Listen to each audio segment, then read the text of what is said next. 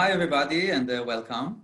We're going to dive this evening, into the secrets of the Mediterranean Sea. And I'm going to talk mostly about what's so amazing about the sea and a bit less about what we do about it, because I have a short period of time to talk about it. And I think that I want to amaze you first with why it's so amazing, and only afterwards maybe speak a little bit about what we do to conserve it. And maybe some of you wanted to come here to hear this talk because you want some advice about how to be stuck in your home during the Corona isolation. And you know, the best one to speak about it is the hermit crab, because you know they are stuck in their homes their entire lives. But we're not going to talk about it because we humans should deal with our own problems, and we want to deal with the marine life's problems a bit more extensively. So the Blue Half is SPNI's marine program, and we do a lot of stuff. We've started 8 years ago about fisheries management. We have dived in the past 3 years more into marine nature reserve. We are dealing with endangered species protection. And lately, a lot of activity about oil and gas exploration, which are booming in our Mediterranean.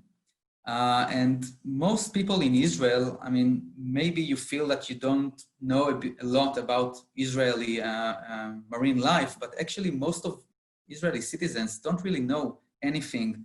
At the left-hand side of this video, people know the coast. They know a bit, you know, like the first few meters that they can swim inside, but nobody in Israel really have dived into the Mediterranean Sea itself, let's say beneath 6 or 7 meters. So you're really in a very good company with the majority of the Israeli public, which think that basically that's a big blue bucket of water, and they don't really know what's inside. So we are going to take a deep dive into it and try to get to know it. So that's your time to take a deep breath, because we are diving in. And when I was a child, in each and every one of the classrooms in the schools, this is the map that used to be on the wall. And that was the land of Israel, right? I mean, and nobody told us that actually this is the real map of Israel, and that Israel actually has a blue half, 26,000 square kilometers, which are both territorial waters and exclusive economic zone, but it's more than the continental area of the country. So that's a huge gap in knowledge and awareness that we're trying to fill in the past few years. And when I was a child, again, when somebody used to tell you, I want to see some nature, some marine life, he used to tell us, okay, go south to Eilat, to the Red Sea, and dive into it, and because that's where you can see some nature, some marine life. But the truth is that the Mediterranean Sea is booming with amazing life, sponges and starfish and tunicats and skates and seahorse and lots of other amazing marine wildlife. And I'll just show you a quick video just as an introduction to what we can find in the Mediterranean.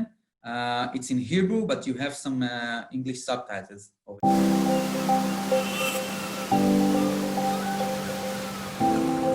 אנחנו הישראלים מתים על הים. ומה אנחנו עושים בים? חוץ מזה, אנחנו שומרים. חבר'ה, יש מצב שאתם שומרים לי רגע? שומרים, שלא נשרף, שלא נתלכלך, שלא נלך לאיבוד. אמא של גלי, הבת שלך מחכה לך בסוכת המצילי. רק על הים אנחנו לא ממש שומרים.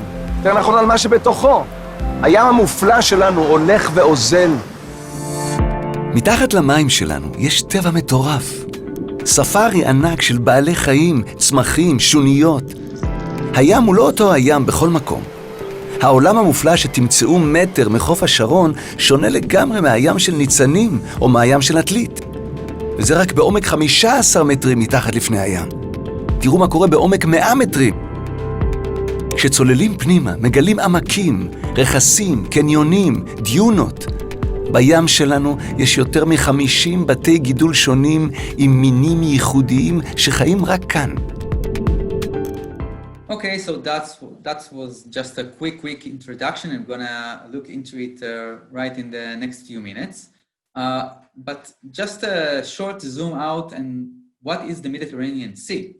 So this is the Mediterranean Sea. It's actually a closed sea which has only one natural opening to the ocean, to the Atlantic Ocean, which is here in the Gibraltar Straits. And it's home to 17,000 species, but the most amazing fact is that a quarter of those species are actually endemic. They are unique to the Mediterranean, which is a bit surprising because basically we get the water from the Atlantic Ocean. So why is it the Mediterranean so special that is home to such a high percentage of unique life? And the answer is that it's not really exactly the same water. This is in Hebrew, but you can see that this is a diagram of the Mediterranean Sea here and the Atlantic Ocean here. And this is the Gibraltar Straits. And you can see that only the top shallow water can actually penetrate into the Mediterranean and to start circulate. And that is why only the most saline and warm waters of the ocean penetrate the Mediterranean. And as this drop of water goes east and travels towards the Levant or the Israeli coast, it turns warmer and more saline and actually very poor in nutrients. And that is why the Mediterranean as a general, but especially the eastern part of the Mediterranean, where Israel is located, it's actually kind of a marine desert because it's very warm, it's saline, and it's very poor in nutrition materials. And like I said, most Israelis, when they think about the Mediterranean Sea, that's what they see. They see a blue mass of water filled with jellyfish, but there's actually much more to see in the Mediterranean than jellyfish. These are a few pictures of what we can find, meters from the Israeli coast. And we have really a special and unique nature. We have abrasion platforms, which is actually a unique habitat of what happens to a reach, which is eroded by the waves. We have deep water corals, which are actually in complete darkness. We have sponge gardens, and we have a very unique phenomenon of sharks, which are concentrated near our power plants because they like the warm waters that comes out of it. So yes, Israeli Mediterranean Sea is a desert, but it has lots of oases of like I said, sponge gardens and deep water corals and sharks and sea turtles and much more. And we can see some of it now. Basically and very roughly, you can divide the Mediterranean habitats into two general different ecosystems. The first are the rocky reefs, which is very solid and they are more diverse. And they are kind of like 20% of the Israeli Mediterranean Sea. And the rest is actually sandy bottom, a very soft sandy bottom, which is very challenging for most of marine life because they don't have a solid place or niche to cling into, and they are very challenged by the masses of currents and the waves that are driving them up and down the current. But this is that was a very rough and primitive, you can say, division. And actually, we have underwater topography, just like above water. So if we can see, this is the northern part of Israel. This is Mount Carmel above sea level. and this is the Zvulun Valley, and this is the ridge near Rosh Hanikra in the border with Lebanon. But you can see actually that those colors and those features are actually underwater, and they are underwater topography. And here we have the underwater Carmel mountain. We call it the Blue Carmel. We have this ridge, underwater ridge. We have a canyon, the Achziv Canyon. So we have lots of different landscapes and habitats that creates, of course, different biodiversity hotspots. And if we just look specifically on the canyon, on the Achziv Canyon, you can see that this is the ridge of Rosh Hanikra. This is actually the border with Lebanon. You can see here the army base, which is separating Israel and Lebanon. But underwater, we have this, this is the Rosh Hanikra site itself, but you can see that underwater, we have a deep canyon that goes down to a depth of 1,200 meters with a totally different life than what we can see above sea level. So we have identified 60 different habitats in the Israeli Mediterranean Sea, but the main problem is that only 3% of those habitats are actually protected in MPAs, in marine protected areas or marine nature reserve. And this is a very sharp deficit if we compare it with the continental picture, because above sea level on the continent itself, we have something like 19 or 20% nature reserves of the Israeli area, but on the Mediterranean Sea, only 3% are actually protected, and which is, of course, very, very poor and a situation that we must change. And this is our vision. We want to balance between the land and the sea, and we want to reach 20% at least of the Mediterranean Sea, which is going to be protected in no-take marine reserves. And we think that this is one of the main tools to protect the Israeli Mediterranean Sea. So, like I said, our mission is to make the Mediterranean Sea great again. Like somebody maybe said, it's a small paraphrase, but really that's what we want to do. We want to highlight and persuade policymakers that Mediterranean Sea is not second to the Israeli land, and we should protect it very, very rapidly and extensively. And that's the plan. That's the outline plan that we are promoting along with the Israeli Nature and Parks Authority, which is the government authority of nature protection. And let's dive a bit into the different reserves that we want to designate. So I've already mentioned the Blue Carmel. That's the view that you can see in the land, in the terrestrial Mount Carmel. And that's what you can see if you look down into the sea beneath.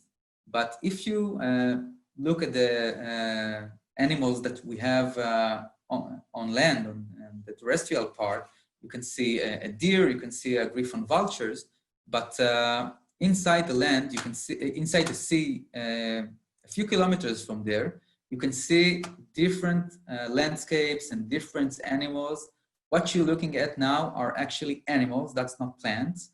These are sponges, sfogim in Hebrew, and it's actually one of the most ancient multicellular animals that there are on the planet. And you can see this, somebody told me that this looks like a bit like the coronavirus, but it's not, it's a sponge. And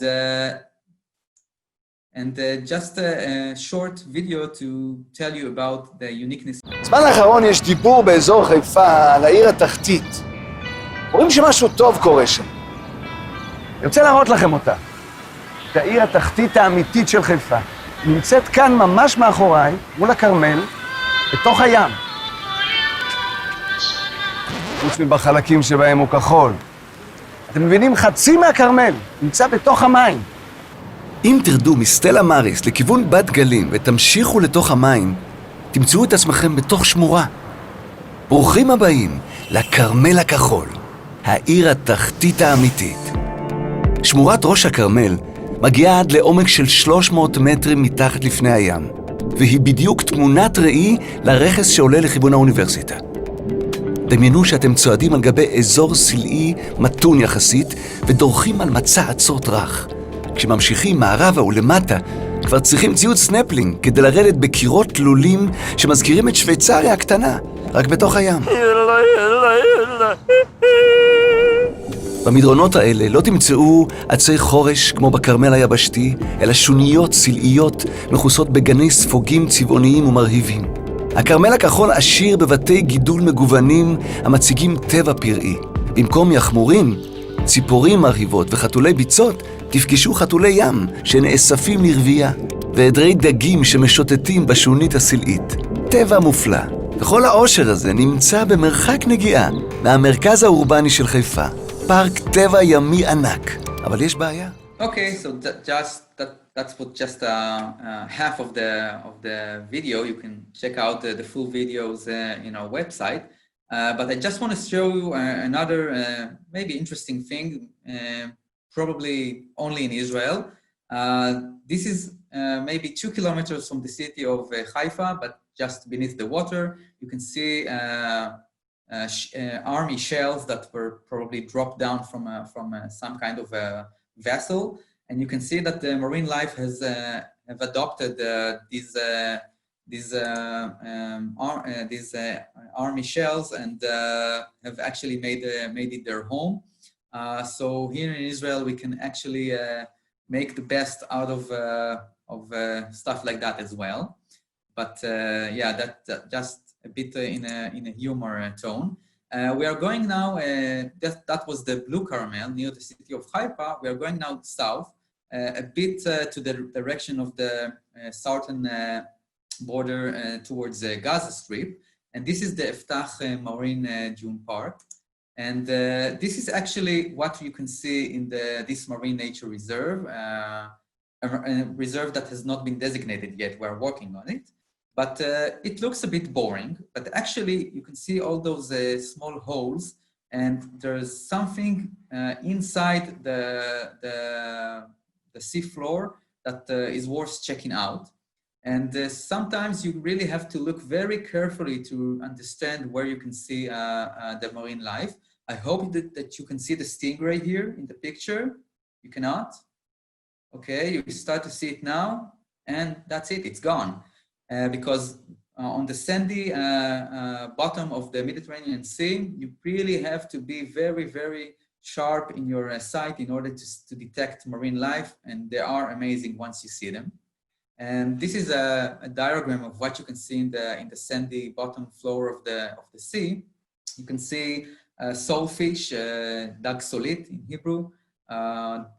Sometimes they call it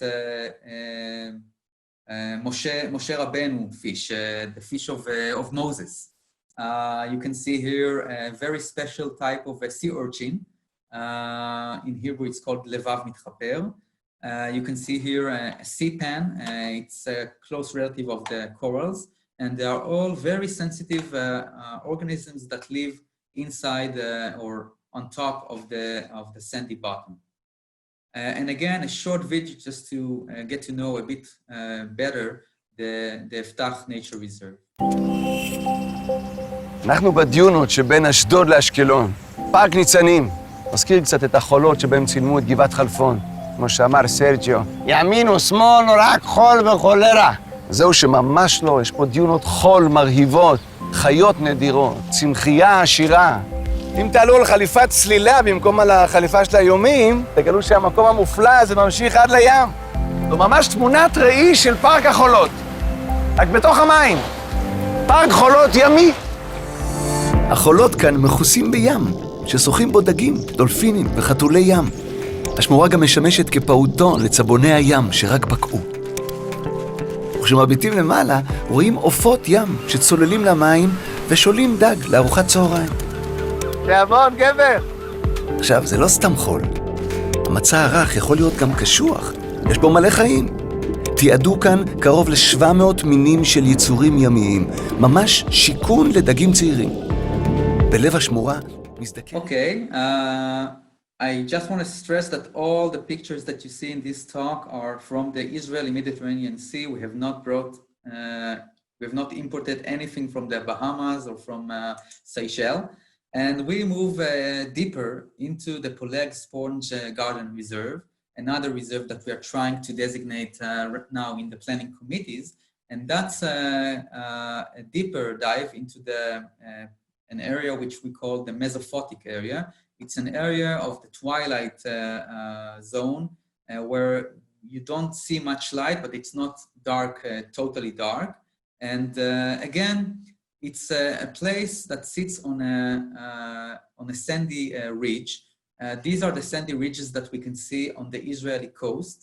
And it's a very popular place to visit. And you can see here the trail mark. But not many people know that inside the sea, there are also sandy ridges like that, but they are covered with other stuff. And if we have the terrestrial animals like the bee eater or the snail or this iris with this wild bee, inside the sea, we can actually see the same geological ridge, but covered with other life, mostly sponges.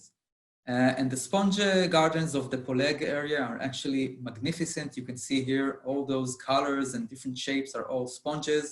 These are actually eggs of a cuttlefish that has laid its eggs on this yellow sponge. And here you can see the starfish on top of a sponge. So the sponges are actually the basis, the foundation of this ecosystem. So what's a sponge? A sponge is actually a multicellular, very primitive animal that is comprised of lots of cells that are filtering the water. They have like a short flagellum that moves very rapidly and creates a vacuum. And that's why the water from outside of the sponge enter the sponge and pass through a net that is capturing all the small food particles. And just to demonstrate it, this is not from Israel. This is not from Israel, but you can see that this diver is releasing fluorescein. It's a marker. And you can see that the sponge is actually capturing it and takes out all the material. But if it was food, the sponge would capture the food particles inside, and that's how it actually feeds. So the sponge are actually, we call it the underwater hotels because they are actually home to numerous wildlife. Some live on top of them, some like this snail or like the starfish or this crab, but some actually live inside the small cavities, the rooms in this hotel, like this small brittle star. And you can see that in one photo, you can see a lot of different sponge species. You can see this black one and this gray one, lots of different species of sponges. Each has its own color and shape and biological story and features.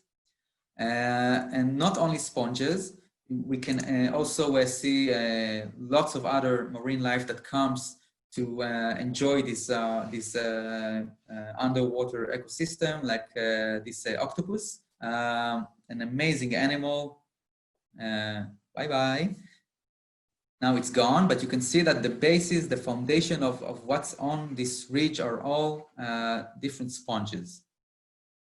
And you can see also here, this is a very interesting sponge.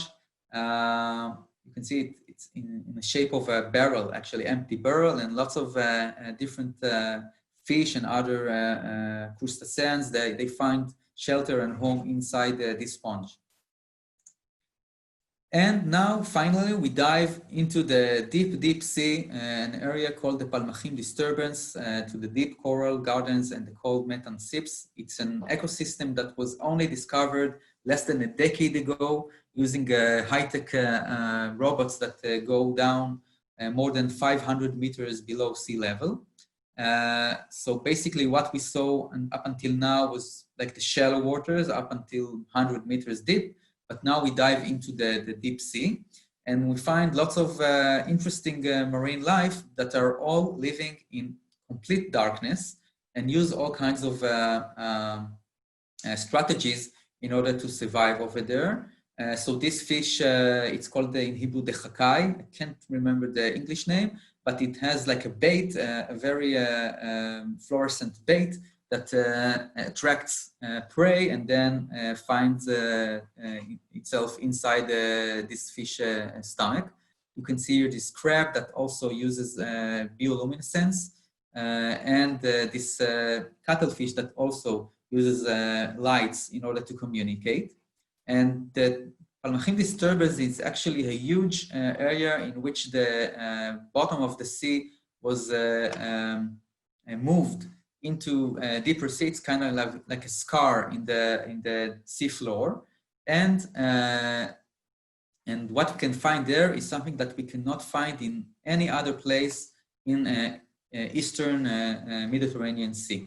תחת ל-200 מטרים, היכן שקרני השמש כבר לא מגיעות, מתחיל מה שנקרא הים העמוק. ולמרות שמדובר במקום חשוך, עם טמפרטורות נמוכות ולחץ אטמוספרי אדיר, יש בו חיים עשירים ומשגשגים. אפשר למצוא כאן נוצות ים וסרטנים, אלמוגים נדירים בסכנת הכחדה, דיונונים וקרישים. ככל שמעמיקים, פוגשים ביצורים שלא ראו מעולם אור יום ולא תלויים בשמש. אלמוגי הים העמוק למשל, ניזונים משאריות, חלקיקי מזון והפרשות של בעלי חיים שנושרים מהמים העליונים אל עומק הים. תופעה זו מכונה גם שלג ימי, כי היא נראית כפתיתים לבנים הנושרים מטה. הם מפרקים את הנשורת והופכים בעצמם לבסיס מאגרי המזון של הים העמוק. ויש גם יצורים שיודעים לייצר אנרגיה לגמרי בעצמם. למשל, חיידקים ייחודיים, שיודעים לנצל לטובתם את תרכובות המתאן שמבעבעות ונפלטות מקרקעית כדור הארץ. אלה מהווים ענף נפרד לחלוטין מעולם החי המוכר לנו, ועל בסיסם מתקיים מארג מזון שלם. עכשיו אתם בטח שואלים את עצמכם, מי מפריע? Okay, so that was the deep coral gardens, which are very, very rare and are all endangered. And they also attract lots of other sea life that uses this underwater forest, if you will, as a shelter and home. And also, very interestingly, on the water column above this benthic habitats, there is a very special apex predator that comes there once a year to spawn, and that's the Atlantic bluefin tuna. Here it comes, an amazing fish that is also endangered and comes here to the Palmachim disturbance in the Israeli exclusive economic zone to spawn and to reproduce.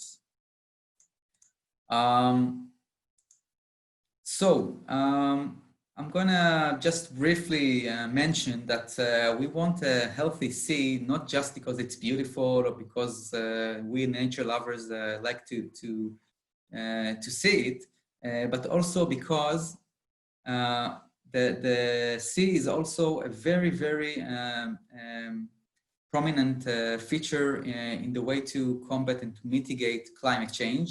And we call it blue carbon. Actually, half of the carbon dioxide in the atmosphere is captured in the photosynthesis process of tiny algae, and also because small animals like those foraminifera are actually building their skeleton using carbon from the air that is dissolved in the water. So the ocean is a huge carbon sink that helps us to mitigate climate change.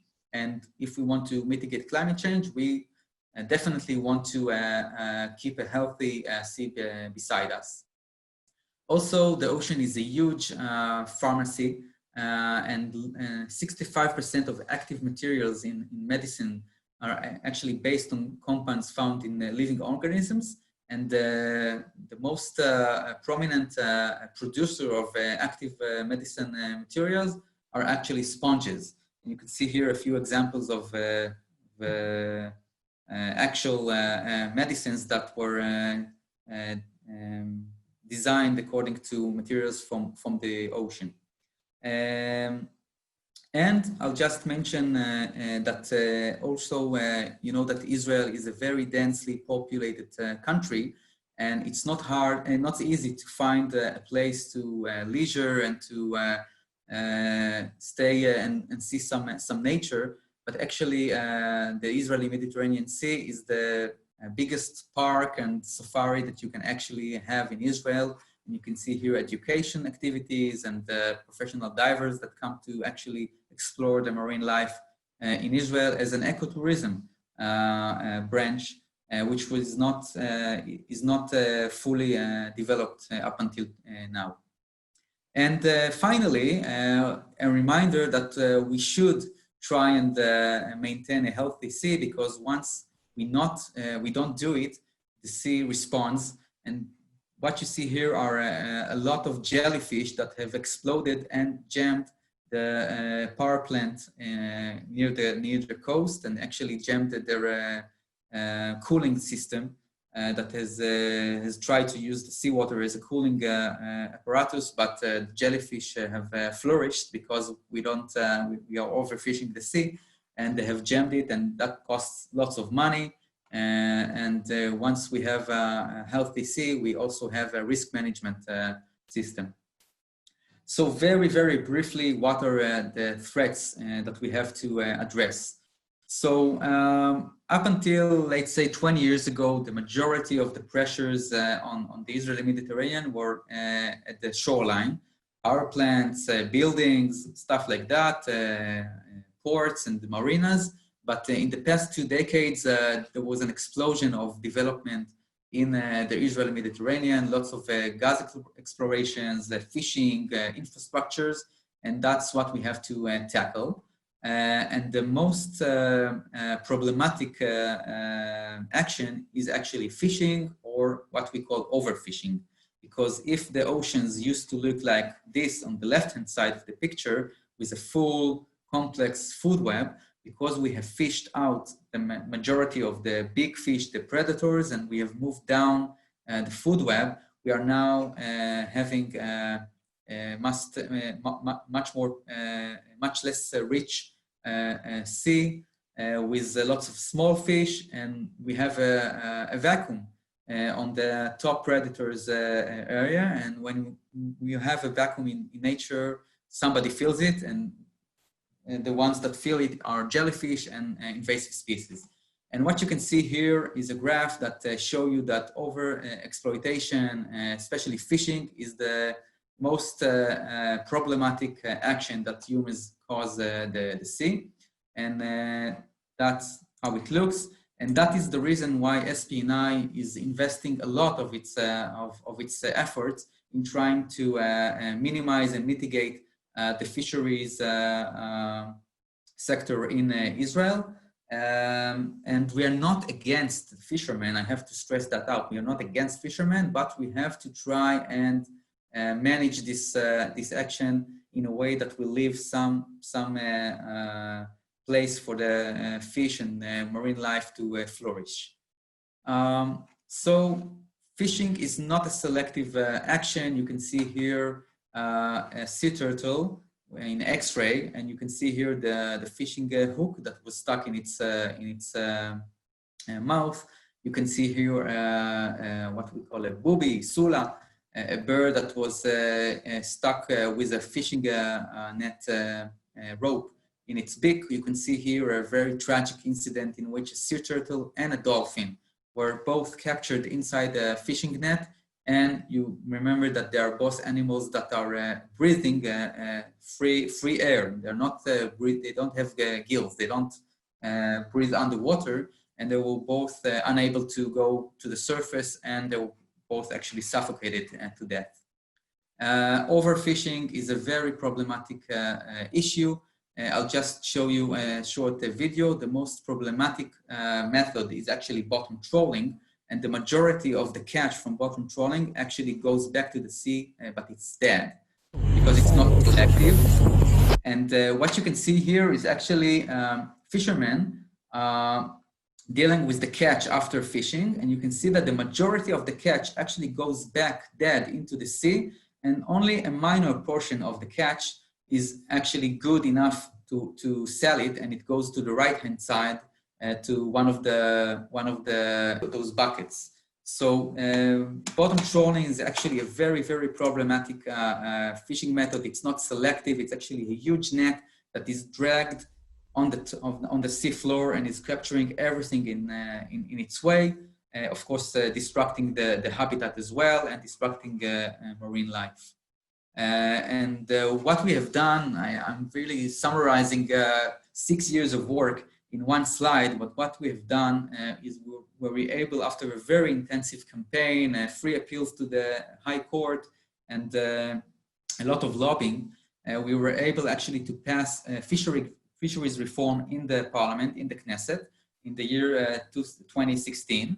And we have closed 40% of the Israeli Mediterranean Sea to bottom trawling. And we have actually were able to get 20 million shekels from the Ministry of Finance as compensation to the fishermen.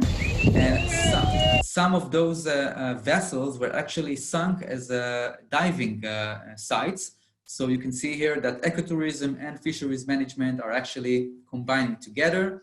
Okay, so those regulations all actually have set for the entire fishing fleet where, when, how, and how much to fish, and we are very proud on this accomplishment. I don't have a lot of time left, so I'll just highlight a few other features that we are dealing with. Habitat destruction, of course, in terms of infrastructures, pollution, especially microplastic and the risk of pollution from oil and gas exploration. Climate change, this is just an example to see that the purple sea urchin in Israel, the Kipod Yam Hasagol in Hebrew, is actually declining because Israeli summer is now, we now have 30 degrees Celsius in the summer in the Mediterranean waters. And the sea urchins are just dying once the temperature reaches 30 degrees Celsius, and invasive species from the Suez Canal. So what we are trying to do is actually to make sanctuaries, which are marine nature reserve, in which you don't have fishing, you don't have habitat destruction, and you don't have pollution. And then the ecosystem is much more resilient to deal with climate change and invasive species. And this amazing invention is called the Marine Nature Reserve. So marine conservation, basically the most basic pillar in marine conservation are Marine Nature Reserve. And once you have a reserve, you have a huge increase in density of marine life, in the size of the animals, in the biomass, and in diversity. And we have tried to show normal people what is the meaning of those increases in percentages, and we have translated it into an annual increase. And we have told ourselves, let's say we will invest in the stock market in a company which is called the Marine Nature Reserve, and we have tried to make to show it next to other very strong companies in Israel, like Mobileye, like Microsoft, like the Poalim Bank, and you can see that the percentage annual growth of marine nature reserves is actually very close to Mobileye, which is a very big company in Israel, high-tech company. It's more than Microsoft, so it's a very good investment. I really encourage everybody here to invest in marine nature reserves because the outcomes are amazing. You can just see Here a few pictures from the Rosh Hanikra Marine Nature Reserve, and you can see that sea life responds very, very rapidly to the fact that fishing has been banned, and you can just dive into the water and see that marine life are actually booming, from sea turtles to fish to lobsters to marine mammals. Everybody is just coming to have a feast in the marine reserve. The three basic keys for successful reserve are for a reserve to be big, to have a fishing ban, no fishing, and to have strong enforcement. And you can see that when an area is fully protected, you can see lots of fish and especially lots of big predators. And when an area is not protected or protected partially, you can actually see much less fish and almost no big predator fish. And that's very important because not only marine life needs the entire food web and the big fish, but also ecotourism. Because if you have a very big grouper, for example, dakar in Hebrew, a very big grouper fish that, let's say, 3 feet long, you can have one fisherman enjoying it, or you can have 50 divers enjoying it each and every day, 365 days a year. So the most economic thing to do is to keep those big fish inside the reserve, inside the water, and for the general public to benefit from it, and not just one fisherman. And this is actually from the United States, from Florida Keys, but you can see here how it works. This is the borders of the reserve. You can see here the fishing vessels, and they are all what we call fishing the line. They are waiting for the fish to reproduce inside the reserve and to spill over outside. So you can see here, that's how it works in New England, Atlantic Ocean. And the best thing to do is to have inside the reserve tourism, education, and research, and outside the reserve to have the fishing, and do not mix the two of them because it just doesn't work. And that is one of our most ferocious battles with the fishermen, because we try to keep them out of the reserve, and up until now we have succeeded. And to conclude, I've talked a lot about marine nature reserves, but we are also trying to protect very specific and very important species, and this is the flagship species of the Mediterranean Sea. That's the dusky grouper. It's very important, but also very endangered because of overfishing. And the reason that it's so important is because it's regulating the entire food web. And once you have the groupers and the other predators inside the ecosystem, you have the grazers on very low numbers, and then you have the algae forests blooming. Once you fish out the groupers and the other predators, you have a boom of grazers, of grazing fish, and then you have a marine desert, and the entire food web collapses and is destructed.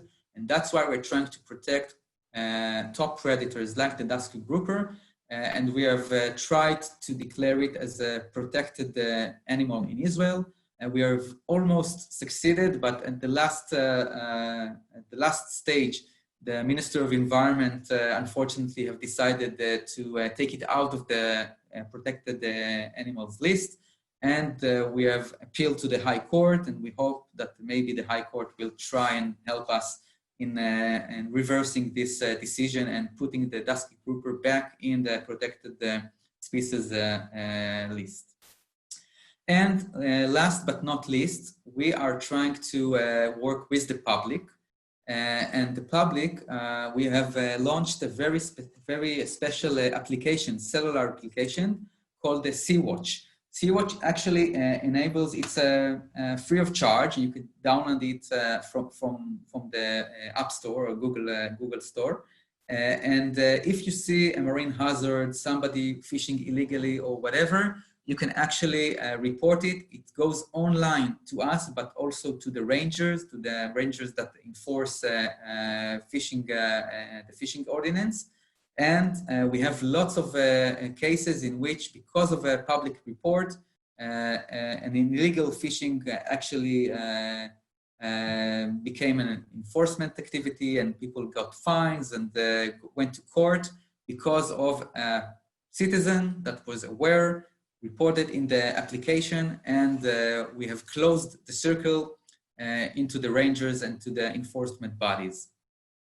So, just to conclude, our Mediterranean blue half is beautiful, it's diverse, it's unique, it supports human well-being and Israeli society, but it needs protection. We are trying to reach 20% of the Mediterranean Israeli Sea as a no-take marine reserve, to declare groupers as protected species, to complete the fisheries management reform, and to buy out all the entire bottom trawlers and to halt actually the bottom trawling in the Israeli Sea, not just 40%, 100%, and of course to prevent pollution and to mitigate infrastructure damage, especially the oil and gas industry in our waters. So that's it.